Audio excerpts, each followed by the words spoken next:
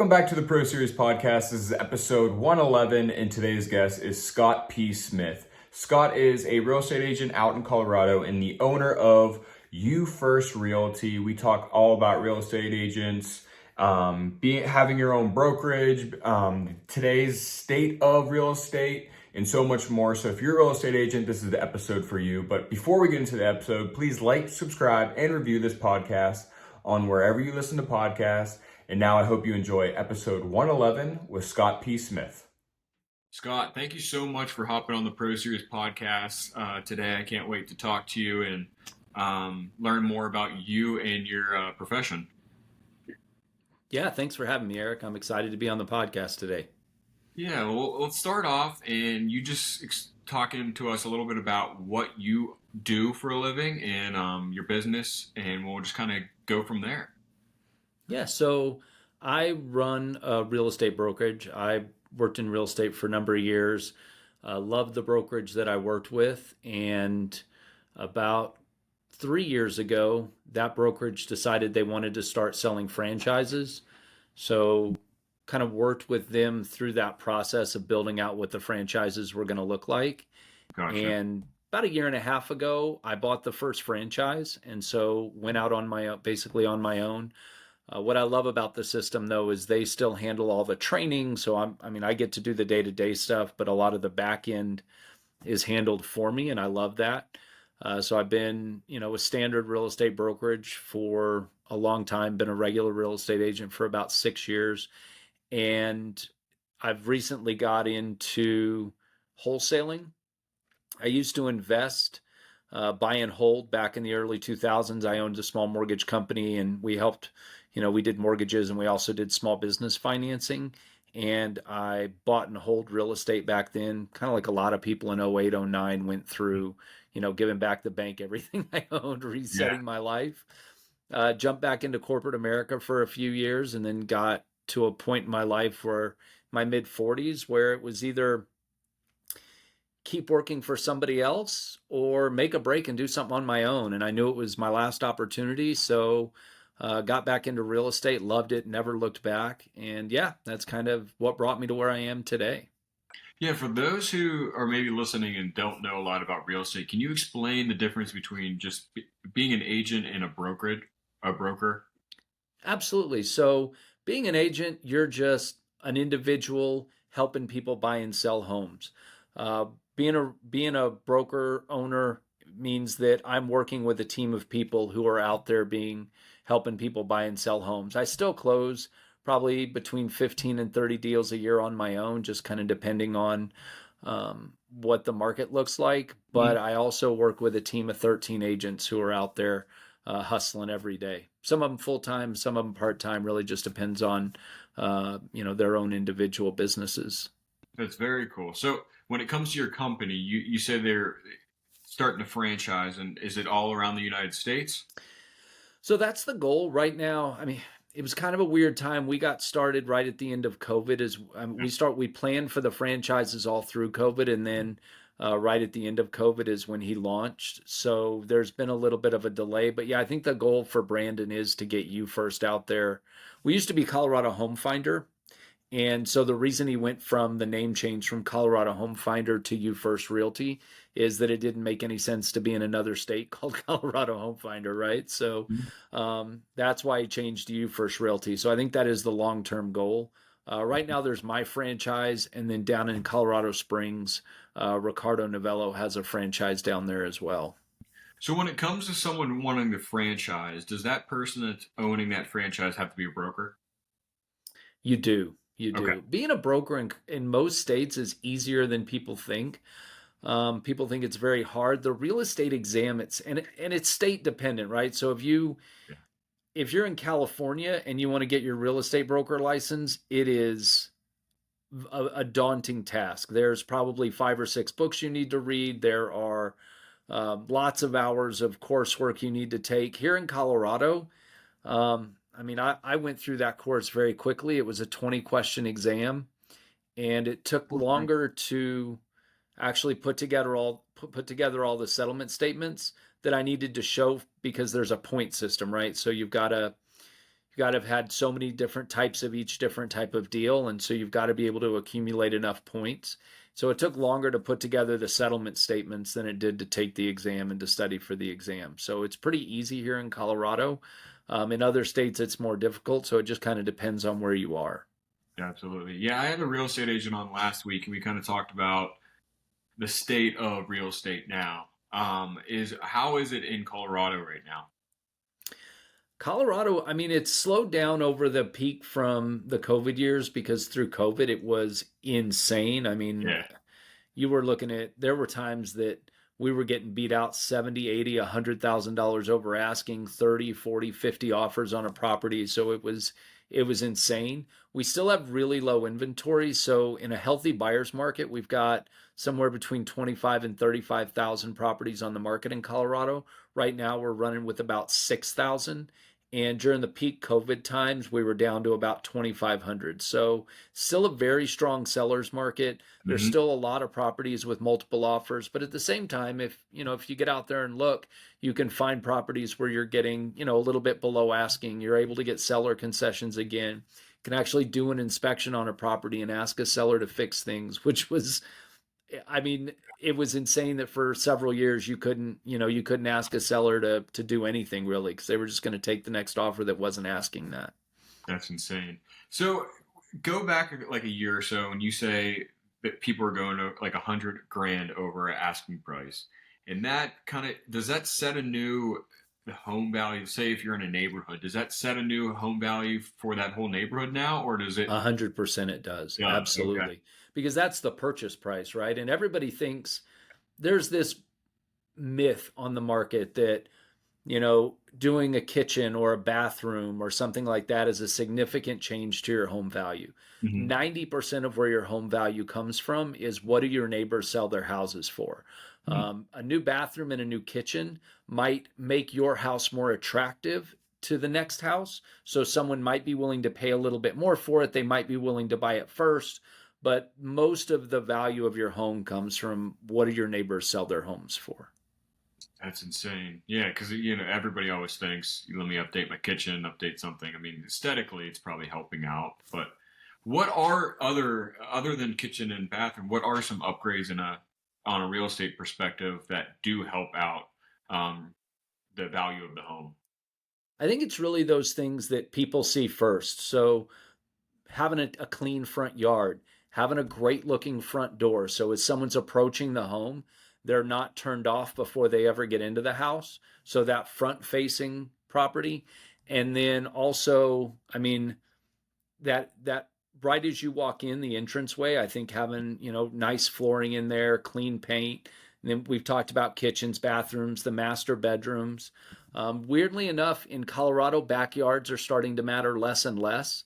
I mean, I've seen lots of homes sell at above asking with basically dirt backyards, just because by the time somebody gets to the backyard, most times they're either in love with the home or they're not, right? So, and the backyard landscaping is I mean, it's not free, but it's an inexpensive fix. It's things people can do on their own. People look, oh, I can buy sod cheap, or I can go out there and plant grass seed. I'm going to do a zero scape backyard anyway. I'm just going to throw rocks out there. So, those things matter less. Basements don't matter as much. I mean, what a lot of people are happy to buy an unfinished basement, but I think it's all those things that happen as you get up to the house, and then those hot buttons, which are, master bathroom, master bedroom, kitchen. Those are all the things that people mainly care about because they're the things people don't want to redo. Yeah. Um, How about you get. Oh, sorry. how about the guts of the home, like water heaters, furnace, AC, all that stuff? You know, people will tell you they care, but when they get to the inspection, usually they don't. It's a point of negotiation. I've definitely had clients who walk through and they're like, "Oh, this water heater is 15 years old, or this furnace is very old." And the question is, if that furnace or water heater wasn't that age, would you still want to buy the house? Yes. Okay, great. Then let's deal with that during the inspection. Because if you love everything else about the house, we can always get you a home warranty or we can ask for a seller concession. Those are things that can be negotiated through where, if you've got to completely redo the kitchen, that can be 20, 30, $40,000 even on a smaller home, where a new water heater, $1,500, and you could get yourself a new water heater. Yeah. How about when there's a house, maybe they're not in a subdivision, it's kind of on its acreage, and there's no house like it in its area. How do you go about getting that value of that home? Say it's like a 10-acre, nice log cabin in the middle of the woods. Yeah. So I do about 25% of my business in the mountains every year. So I run into that situation quite a bit. And in that case, you've really just got to widen your search. So look in a larger area. So a lot of times, if you're comping homes in a subdivision, you're trying to stay within a quarter mile. You're trying to stay within Mm. 10, 15% of the square footage. You're trying to find homes that have recently sold that are as similar, maybe even the same floor plan as that house. When you get up into properties on acreage, and then what you're going to do is you're going to widen your search. You're going to go a further distance out. You're going to look for more dissimilar homes, and then you're also going to go further back in time. So instead of looking in the last 90 days, maybe you go a year back, and then you're just going to try to find the closest thing you can to that house. And people think pricing a home for sale is a science. It's not. It's an art, and there's a lever. So really what you're saying is, if we know we're going to price at the top of the market, we're probably going to spend more days on market. We know if we're going to price closer to the bottom of the range, that we're going to spend less days on market. We're going to drive activity, and we're probably going to push the price up with multiple offers. And so what I do, I'm a little bit different than most agents, is I leave that up to the seller. I just explain to them, look, I think your house is worth between 750 and 780. The bottom of the range, we're probably going to get a few offers. The top of the range, we're going to be looking for somebody specific. And so they'll make that decision, and then I just ride with whatever their decision is. And the reason you do that is, if they pick the price, if they set that, they're not Mhm. going to come back to you and blame you if it doesn't sell. Yeah. It's hard to sell a house for too much because the market sets the price, we don't. It's hard to set a house for too little because if you price it on the lower end of the range, you're going to get a bunch of activity, and you're going to go about where it should go anyway. Oh yeah, real estate's very similar in the way of interior design. Like if I have a client that their budget's super small, but what they want on the list of what they want done in their home is way above their budget. I literally can't do anything um, because they're not able to give the money. But in real estate, if the seller wants the house to sell for more, what do you do? Because you're kind of in a predicament there, thinking like you're going to waste your time because your time's worth money too. What do you do there if they're wanting an astronomical number up there? Uh, and again, this is not what most real estate agents do. Most real estate agents will tell somebody, I don't want you as a client if you're trying to overprice the market because I don't want to waste my time. Yeah. That is not me. I, I don't have to sit in front of the house while it sits on the market, right? Like, I never have to go back to a house. I'm going to put a sign in the market. I might run some open houses, but it's not really a sponge of my time. So if somebody has a $700,000 house and they want to try to sell it for $800,000, Hmm. I'm going to have that conversation that, hey, look, I think we're way overpriced on the market. You're going to spend some days on market. We're going to have to do some price drops if we don't get activity within the first couple of weeks, and then I'm going to list it for what they want to list it for. And I'll give you an example. We did a commercial lease for a guy here a couple of months ago, and when we ran all of the comps, it came back at $15 a square foot. Like $15 a square foot was what it should have been at. And he said, Scott, we want to list it at 20, it was like $28 a square foot. And so I said, okay, I mean, just know, like, we might have to do some price drops. That's double what the market's asking. But if you want to list that price at $28 a square foot, there's nothing in the area that shows that, but let's do it. We put it on for $28 a square foot and ended up leasing that property for $28 a square foot. And so the way I look at it is, if we go high and we don't get it, I look right. My client loves me.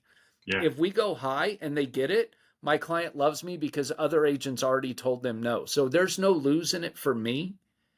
And the clients, if you don't get activity, the client already knows we're going to do price drops. So I'm going to do what my client wants because that's what they're hiring me to do. I'm going to give them my opinion, but at the end of the day, it's their money, not mine. Yeah. Absolutely. I mean, that's a good way to think about it because you just never know. You could be making more money if you just go for it and just sells like your situation right there. Well, and what's funny is a lot of clients think real estate agents want to list high because they make more money in commission. If you look at the amount of money that for 10 or 20 or $30,000 in value that we make more in commission, it's not that much. It's not worth, I'm not going to try to push a client for $600, right? Like that's a waste of my time. But I mean, and I'm not saying I turn the money down, but I'm just saying very few real estate agents are going to risk their reputation over a few hundred or a couple of $1,000s. We get paid just fine off what we make on real estate commission. So I always just let the client make that decision because it's their property. And sometimes they've been in that home for 30, 40 years and they have an emotional attachment that I don't have. And it may take them a month on the market above value to start to break some of that emotional attachment, have the spouse in their ear like, hey, I'd like to spend this money on a cruise. Can we drop the price and sell it? And so I let them kind of go through their process that they need to go through to come to the right price. Oh, very cool. How about when it comes to agents? I know in the past couple of years with COVID and everything, everybody wanted to be a real estate agent. I feel like every single time I went on social media, someone was becoming a real estate agent. Is that still the case now with the You market kind know, No, we're getting a lot of agents get out. A lot of part-time agents are getting out of the market. A lot of, for example, we have about 40,000 agents total here, about 20,000 active agents. But if you look at the agents that actually do a significant amount of business, you're looking at maybe 3 or 4,000 agents. of? So to me, all of those other, 37,000 agents, if they get out of the business, all it does is help my market share. Yeah. The average agent nationwide does probably 3 or 4 deals a year. If you span that across a 10-year career, that's 30 or 40 deals. I've done that in a year, right? So it is Wow. really helpful as a lot of these agents get out of the business. It makes your job easier because when you've had somebody who's been in the business a long time but doesn't do a lot of business, a lot of times they're a hindrance to deals. They're not a help because they're not understanding the current market and what's going on today. Yeah.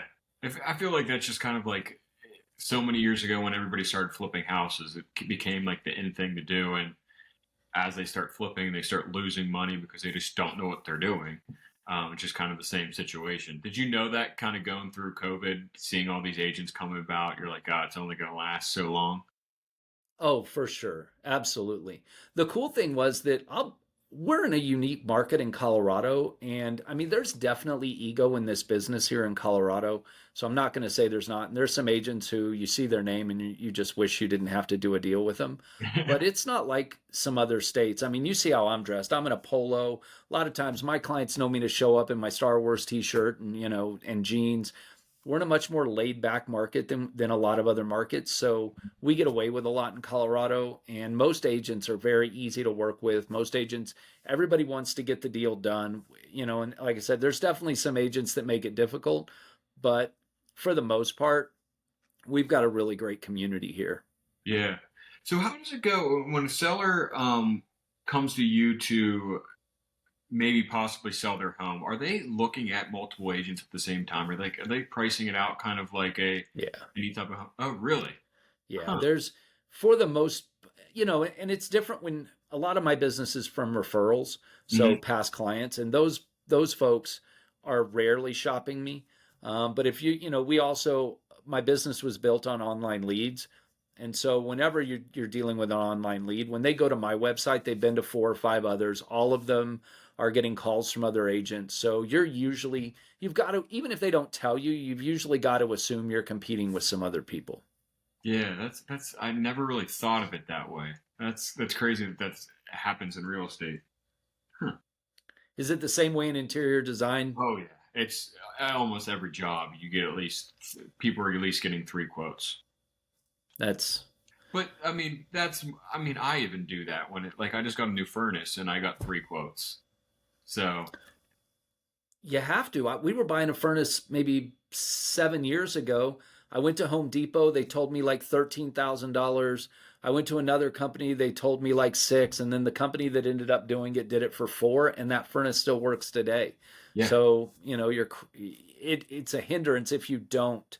And especially with real estate agents, people think that clients are shopping for money differences. What they're shopping for is personality differences. Not everybody works well with everybody else. And so I think that's what really separates you from other agents is the ability to connect with people and the rapport building. A lot of people come in with a book of information. I don't even go in with any of that. I just go, I mean, I've gotten a lot of my deals just based off my smile and my personality because I can talk numbers all day long, but a lot of what people want to talk about is their history in the home, the updates they've done, why they're moving, why they're selling. And so, just letting people be themselves and, being somebody that they can talk to easily will separate yourself because the money part's always negotiable. Like, I'm never going to lose a deal because of money. But where you will lose a deal is if you don't build a real connection with that client. Oh, absolutely. Yeah, I was early on in my career. I was trained on the disc system. I don't know if you've ever heard of that, but Yes. that's huge. I think any salesperson, because it takes the ego out. As soon as you see someone, you know how to treat that person. And some people might think that's like used car salesman kind of giving them what they want, but in reality, it helps you just in life, just be able to treat the person that you're talking to in relationships and stuff the way that they want to be treated, so you could actually fulfill their needs. And And understanding personality types in sales is the same thing as understanding engine types in being a mechanic, right?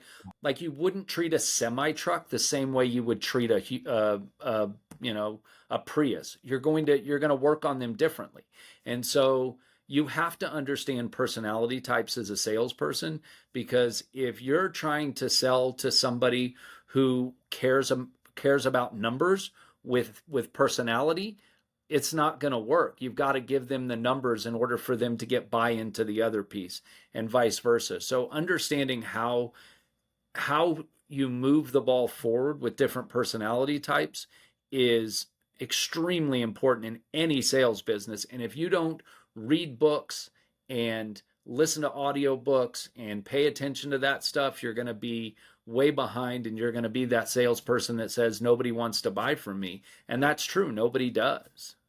oh, 100%. Yeah, I'm so glad. I mean, a lot of those things, just like I said before, they help you out with more than just for your professional career. It just helps you out in just general. And I think everybody should do that. Is there something that you see, a trait that maybe you're seeing with like the newer agents that you think maybe that shouldn't be it, or maybe like you're seeing a big group of these agents thinking one way about real estate, and that's the reason why they're getting into it. That you think maybe if they're thinking that way, don't get in it. Like one way I could explain it for interior design, they see what it's like on TV, and it's really not like that. And usually, if you're in it for that reason, you're going to be out in like a year or so. I think there's a couple of them. Number one is exactly what you just said. Somebody that's watched a bunch of house hunters or million Yeah. dollar agent, and they think, that's what real estate is. And the reality, real estate is two things. It's being in your car all the time. I drove 40,000 miles last year. I drove 4,000 miles in the month of August. And the other piece is you're on the phones all the time. It's prospecting. And I think a lot of agents, and this is something very common in our industry, is agents will say, I don't want to build my business based on leads. What I want to do is I want to build a social media presence and I want to get leads from social media. Hmm. Well, leads are leads. It doesn't matter where they come from. And it's not that there aren't agents out there who've built an amazing business on social media. I would challenge that those agents who have built an amazing business based on social media had an amazing business before that. And then they started putting it on social media, right? So Yeah. all of the groundwork was done. And then they made their brand on social media. Hmm. Where when you're a brand new agent, if you're just trying to run social media campaigns, it's very difficult. It can be really expensive. And for the most part, it's not going to be successful for a longer period of time. And so I think people think, I'm just going to come in and make some TikTok videos or some Instagram posts, and all of a sudden people are going to flow to me with wanting to use me. And the reality is, it takes hours of prospecting every single day in order to be successful at this job, and there's no way around that. Oh, yeah. And people, yeah, it took me 3 years of prospecting every day to build a business that requires me to prospect much less.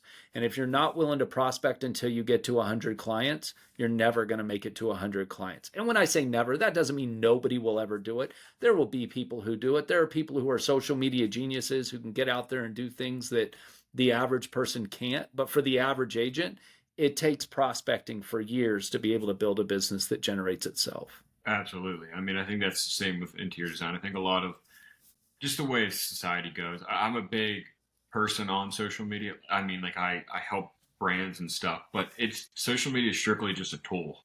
It's not the way. It's not like your website. It's not like it's the actual brand that you are trying to run. It's strictly just a tool to help maybe get more following, but it also just helps you out with brand identity for the most part, in my opinion, at least. I mean, you can do those campaigns as much as you want, but it's really just there for other people to see what you're doing and kind of keep track of what you're doing. Well, and I think too, if somebody's interviewing you, right, and you're on social media and they can Google you and they use the Google and they're like, oh my gosh, there's Eric. I love this work he's done. Then it is a validation of the potential trust that they're going to give you. Yeah. Right. So now all of a sudden they've seen you in another space and they can trust that you're going to be able to do that. Where, and again, for most people, it's not going to. I actually had an agent who left the brokerage because I had two agents, one that left the brokerage because they were going to go to a bigger name brokerage, and that bigger name brokerage was going to do social media campaigns to his old clients. Well, he only had 10 old clients, so he's done 2 deals this year, right? Like, it's not helping him. And the other agent said, hey, Scott, I don't want to call leads. I can't see myself doing that. I'm gonna go to this brokerage who's gonna market me to social media, and that agent doesn't live in the state anymore and is no longer in the business. So for most people, you gotta, and I think that's where uh, many new agents struggle, Hmm. is the dedication to prospecting. And anybody that's built any business, I don't care if it's real estate, interior design, if you're an entrepreneur and you're going to build a business, the first 3 years is when everybody fails.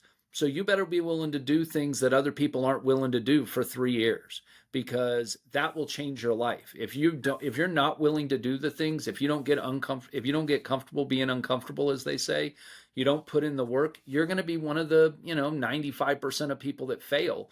Where that 5% of people that don't fail, it's because they do all of the things that other people aren't willing to do. Is door knocking still a very big thing in real estate? It's not as big. So there are a lot of people that door knock. It is not my Yeah. thing. But I've got an agent who she goes all the time and puts out in her neighborhood, hangs little goodie bags on people's doors and door hangers. So it is still a thing. In Colorado, we only get like 4 or 5 months a year where you want to do that, because otherwise you're going to be real cold.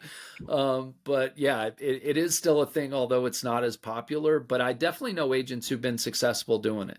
Yeah, I know I get the mail. Like I'll have agents like, oh, I have a client that's looking in your neighborhood or your area. So I definitely get those, but I've never had an agent actually knock on my door and actually request to talk to me. And to me, if you're going to send those mailers out, you've got to. So this may not make any sense, but I'm a former infantryman.